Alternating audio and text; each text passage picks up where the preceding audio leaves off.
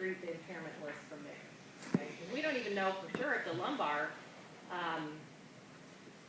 in terms of, we don't know exactly when the stiffness comes about in the lumbar spine as well, but we know it probably, because in 3 days you're not going to develop stiffness in the lumbar spine, but she may have had stiffness all along, which she didn't tolerate what she was doing. Okay? All right. So, good question. Other questions? All right. So let's do the sacral flexion manipulation. I'd like to point your toes out for me. And come a little bit closer to me just a wee bit. So this should look hauntingly familiar. Now I'm just going to do some stretching. So the sacral flexion manipulation, you know, okay, is exactly like the test. Now I'm just adding oscillations. Okay, and this is one area where I will add oscillations at the end of the range, or even, you know, grade 3. Larger oscillations, because the SI joint does tend to get stuck. So sometimes oscillations tend to really help. Okay. So that would be sacral flexion. I also would like to do right rotation. And with right rotation, I'm going to want to push on the left side. Okay. So in your lab handout, you mind switching hands because I'm going to go with it. Will you switch over on the camera for a second?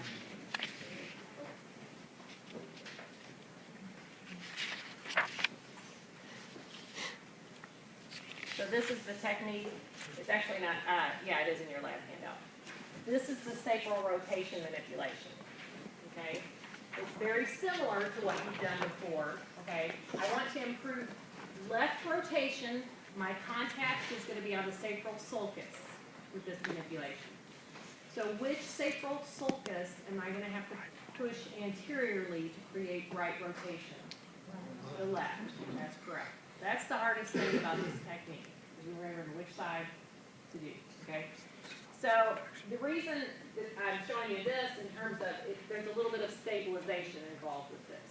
So basically, what I'm going to do is I'm going to come on the left ILA, or I'm sorry, the left sacral sulcus with my hypothenar eminence. So I'm here, and I could just push down and that would create right rotation. But remember, it's stiff.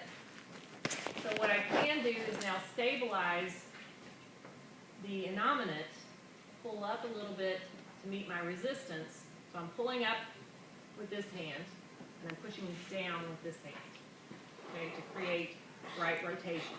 So I'm at the ASIS, my fingers are cupped around the innominate, okay? And I'm just doing a PA, which is right rotation. Okay, and this is a nice strong stretch. Okay. So I could just do it with my thumbs, just like we showed in the testing, right? Remember this one? Okay, I could, but you don't get a strong stretch with your thumbs, plus you're putting a lot of stress through your thumbs, so we like this technique a little better. Okay?